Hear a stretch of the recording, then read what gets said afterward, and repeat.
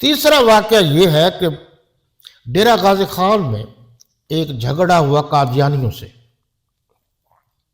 ہم بھی تاریخ رکھتے ہیں.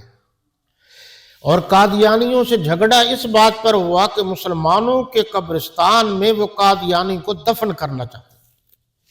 مسلمانوں نے جلوس نکالا کہ قادیانی غیر مسلم ہیں، یہ دفن نہیں ہو سکتے.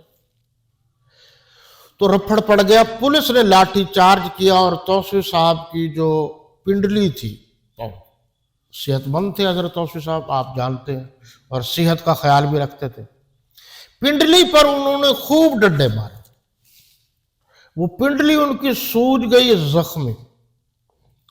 ملتان میں جب اطلاع ملی تو گھنٹے گھر کے ساتھ جب احتجاج ہوا تو سب سے آگے احتجاج میں سید عطاء المحسن شاہ صاحب بخاری تھے، اور انہوں نے کلیدی خطاب کیا وہاں اور کہا کہ قادیانی یہ نہ سمجھیں کہ مسلمانوں میں کوئی تفریق ہے.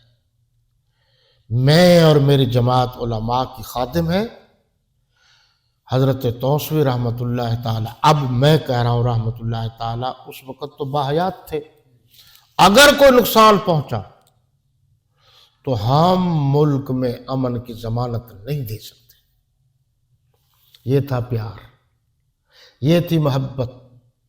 وہ بھی چوٹی کے عالم تھے، یہ بھی چوٹی کے عالم.